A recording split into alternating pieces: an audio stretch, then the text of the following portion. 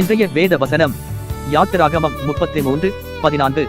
என் சமூகம் உனக்கு முன்பாக செல்லும், நான் உனக்கு இளைப்பாறுதல் தருவேன்.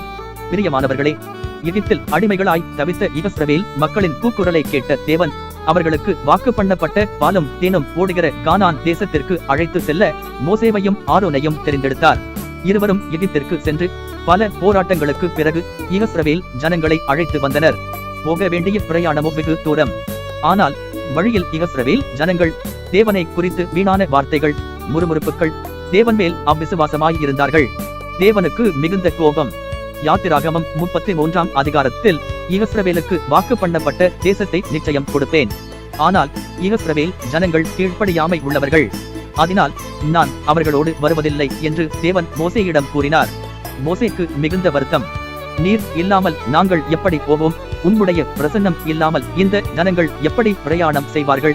நீர் எங்களோடு வராவிட்டால் நாங்கள் இங்கே இருந்து கடந்து போக மாட்டோம் என்று விண்ணப்பம் பண்ணினார். அதற்கு தேவன் மோசேயிடம், என் சமூகம் உனக்கு முன்பாக செல்லும், நான் உனக்கு உதவுவேன் என்றார். எனக்கன்பானவர்களே, இதில் இருந்து நாம் தெரிந்து கொள்ள வேண்டியவை, நாமும் மோசேயை போல இருக்க வேண்டும். எப்படி என்றால், எப்படி மோசே தேவனிடம் உம்முடைய பிரசன்னம் இல்லாமல் நாங்கள் இவ்விடத்தை விட்டு போக மாட்டோம் என்று உறுதியாய் இருந்தாரோ, அப்படியே நாமும் இருக்க வேண்டும். நம்முடைய வாழ்க்கையில் தேவனுடைய பிரசன்னம் மிகவும் அவசியம். எல்லாவற்றிலும், எல்லா நேரங்களிலும், சூழ்நிலைகளிலும் தேவனுடைய பிரசன்னம் நமக்கு வேண்டும்.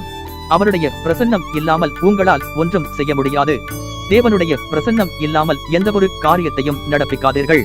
தேவனுடைய பிரசன்னம் இல்லாமல் எந்தவொரு முடிவும் எடுக்காதீர்கள். எதை செய்தாலும் தேவனின் பிரசன்னத்தோடு செய்யுங்கள். அவருடைய பிரசன்னம் நம்மோடு இருக்கும்போது நிச்சயம் இளைப்பாறுதலும் இருக்கும். கர்த்தர் உங்களை ஆசீர்வதிப்பாராக.